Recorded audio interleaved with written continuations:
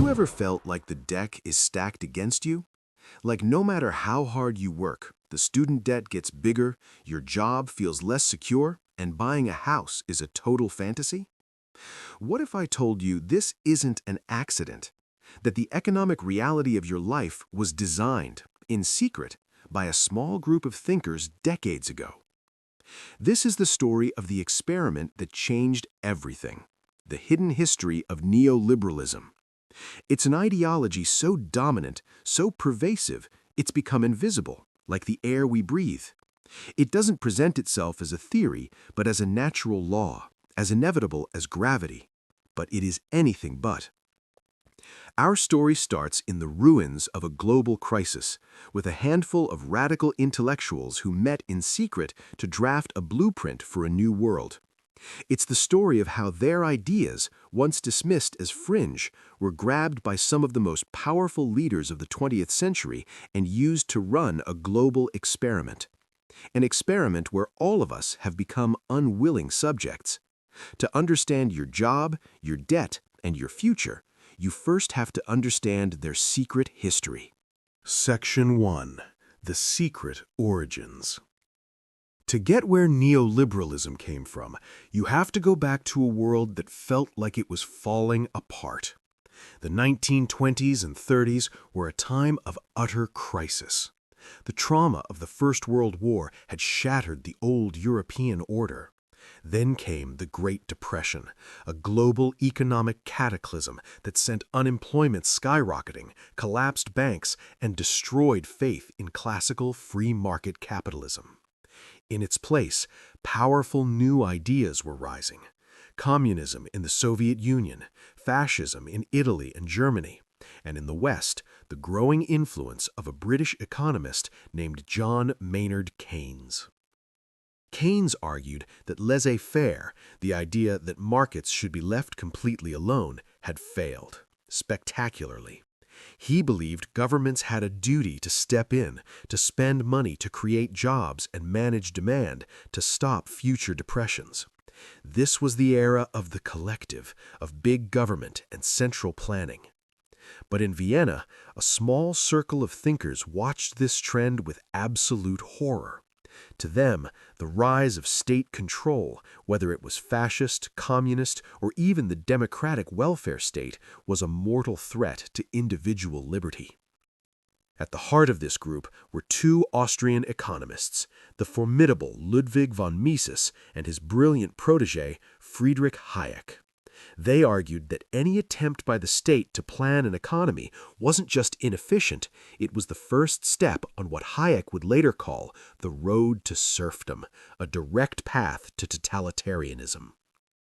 For years, their ideas stayed on the fringes of academic thought, completely drowned out by the Keynesian consensus that was rebuilding the post-war world. But they were patient, and they were organizing. The first key moment came in 1938. As the world stood on the brink of another war, a group of thinkers, including Hayek, gathered in Paris for a private conference called the Walter Lippmann Colloquium. It was here that a German sociologist named Alexander Rustow first coined the term that would change the world: neoliberalism. This wasn't just a return to the old failed laissez-faire. This was something new. They argued that for a free market to survive, it couldn't be left to itself. It had to be actively created, protected, and enforced by a strong state. The state wouldn't manage the economy, but it would set the rules of the game and act as a ruthless referee to ensure competition above all else. The Second World War put their plans on hold, but the idea didn't die.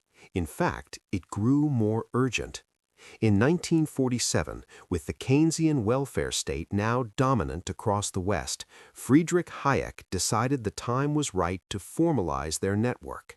He invited 36 scholars, economists, historians, and philosophers to a quiet hotel on the slopes of Mont Pelerin in Switzerland. This was the birth of the Mont Pelerin Society, the intellectual nerve center of the neoliberal revolution. The founding attendees included Hayek and Mises. Soon, their ranks would be joined by a charismatic American economist who would become one of the movement's most powerful voices, Milton Friedman. They were crystal clear about their goals. Their statement of aims declared their concern over the dangers to civilization from the growing power of the state. They believed central planning was destroying freedom and that private property was the only real foundation of liberty. Publicly, the Mont Pelerin Society claimed to be just a scholarly group, not some propaganda machine, but in reality, it was a government in waiting.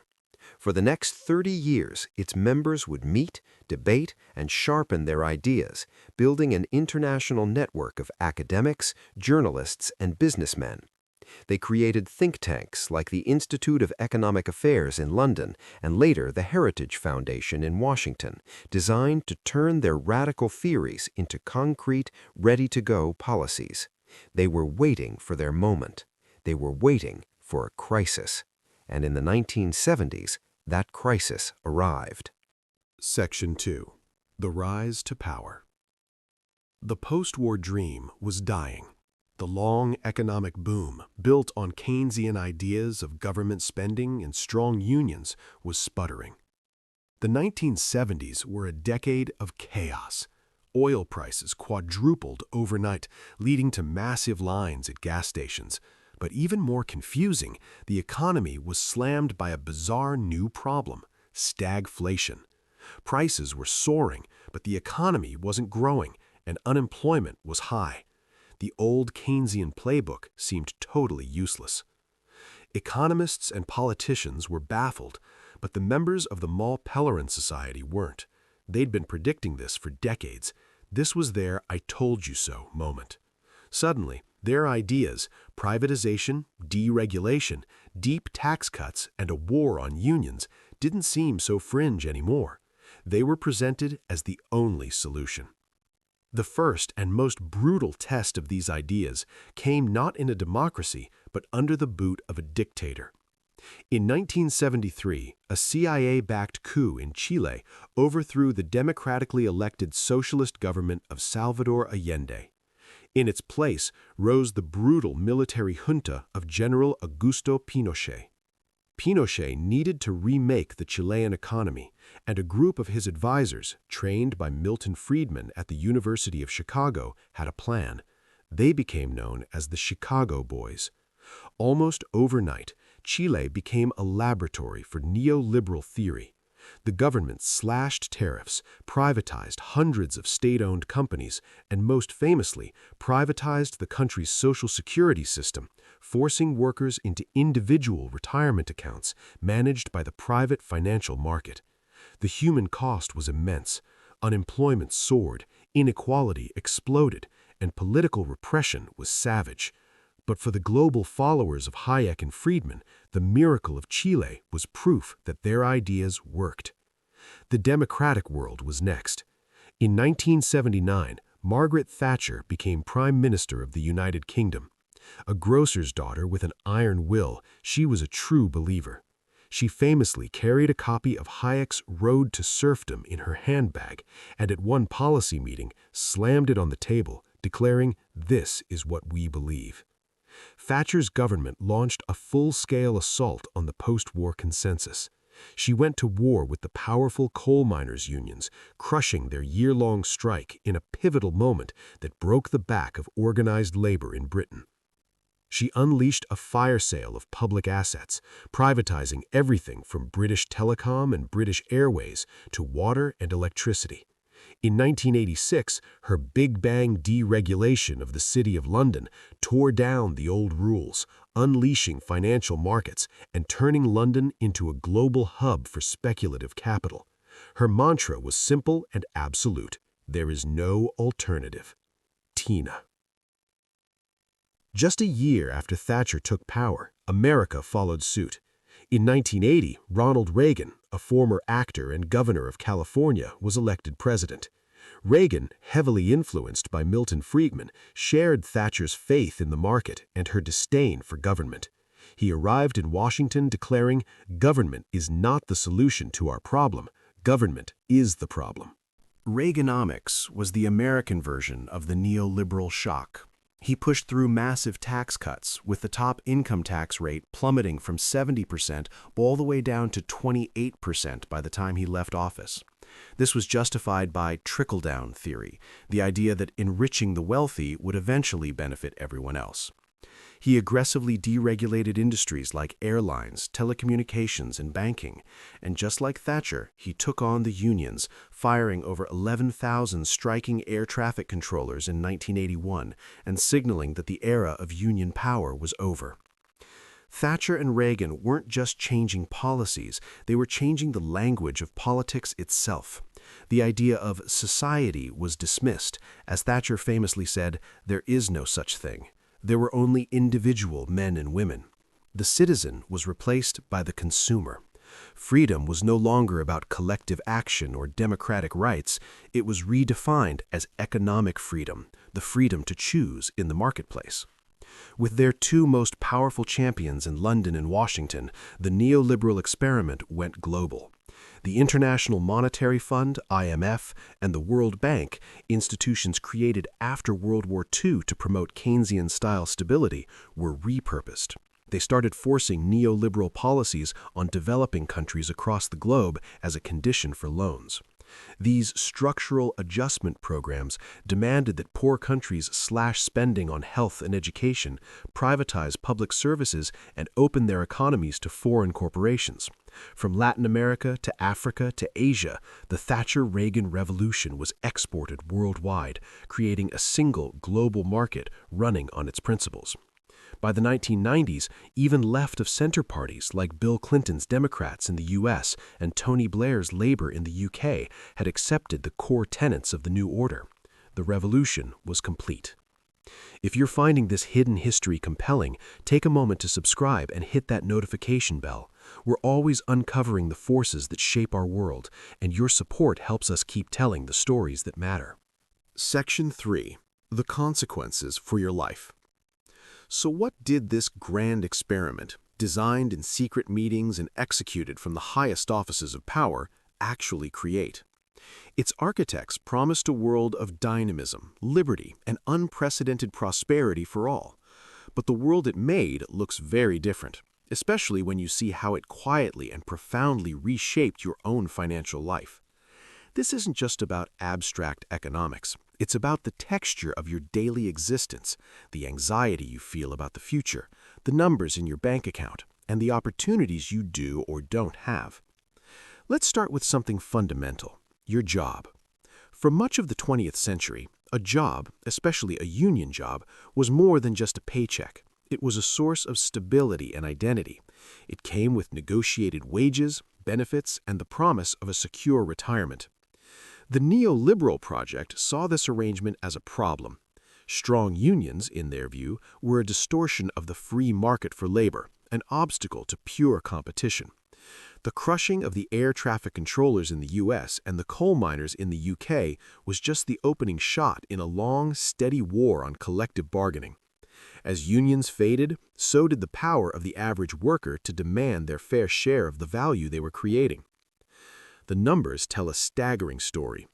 Between 1979 and 2019 in the United States, net worker productivity, the amount of economic value created per hour of work, shot up by nearly 60%. But the hourly pay for a typical worker crawled up by only about 16%. Think about that. You and everyone around you became vastly more productive, creating far more wealth for your employers, but your compensation was almost completely delinked from that growth. Where did all that new wealth go? It went to the top, fueling an explosion in corporate profits and executive pay. This wasn't an economic inevitability, it was a direct consequence of a deliberate shift in power. This trend finds its ultimate logical expression in today's gig economy. It's sold to us with the language of freedom and entrepreneurship. Be your own boss. But for millions, this freedom is a trap. It means precarious, unstable work with no benefits, no sick pay, no retirement plan, and zero job security. The new boss isn't a person you can negotiate with. It's a ruthless, impersonal algorithm that can deactivate you at any moment. This is the neoliberal ideal of a workforce, a fragmented collection of isolated individuals stripped of collective power, forced to underbid each other for the next temporary task. Next, let's talk about debt and risk. Neoliberalism completely re-engineered who carries the burdens of life. Take retirement. The old model was often a defined benefit pension, where the risk was borne by a company or the government, which guaranteed you a certain income for life. The Chilean experiment pioneered the new model, which became the 401k in America, the privatized defined contribution account. This was sold as ownership and choice, but what it really did was shift all the risk from the employer or the state directly onto your shoulders. Your life savings are no longer a guarantee, they are a gamble on the stock market. If the market crashes right before you retire, that's your problem. Your security is now permanently tied to the unpredictable whims of global finance. This offloading of risk was supercharged by the Big Bang of financial deregulation. The firewalls put in place after the Great Depression to control the banking system's worst impulses were torn down, piece by piece. Finance was unleashed from its cage. The result was a series of ever larger credit bubbles, culminating in the 2008 global financial crisis. Subprime mortgages were packaged into complex, toxic financial products that almost no one understood and sold around the world. When the bubble inevitably burst, millions of ordinary people lost their homes, their savings, and their jobs. But the very banks whose reckless behavior caused the crisis were deemed too big to fail and bailed out with trillions of dollars of taxpayer money. The profits had been privatized, but the losses were socialized. The moment was so stark, so undeniable, that it produced one of the shocking confessions of the modern era. Alan Greenspan, a disciple of Milton Friedman and the head of the U.S. Federal Reserve for nearly 2 decades, was brought before Congress in 2008. He was asked by Representative Henry Waxman if his free market ideology had pushed him to make decisions he now regretted. "You had a belief that free, competitive markets were by far the unrivaled way to organize economies. That was your quote," Waxman pressed. "You had the authority to prevent irresponsible lending practices. You were advised to do so, and now our whole economy is paying the price. You found that your view of the world, your ideology, was not right. It was not working." In a state of what he called shocked disbelief, Greenspan gave a stunning answer. "Precisely. That's precisely the reason I was shocked, because I had been going for 40 years or more with very considerable evidence that it was working exceptionally well." He admitted he had found a flaw in the ideology he had championed his entire life, the mistaken belief that financial firms' self-interest would be enough to protect society from disaster. It was a project born in the 1930s from a small group of intellectuals terrified of collectivism. It was nurtured for decades in the exclusive meetings of the Mont Pelerin Society, waiting for its moment. It was put into practice by powerful leaders like Thatcher, Reagan, and Pinochet, who used the crisis of the 1970s to launch a revolution from above. They promised freedom, and for some, they delivered. But for most, this experiment has meant the freedom to be insecure, the freedom to be in debt, and the freedom to face the risks of a volatile global market all alone. The greatest trick neoliberalism ever pulled was making its own history disappear. It sold itself as the absence of an ideology, as just the common-sense way things work. But by uncovering its secret history, we can see it for what it is, a political project designed by people with specific goals. And anything that was built by human hands can be questioned, challenged,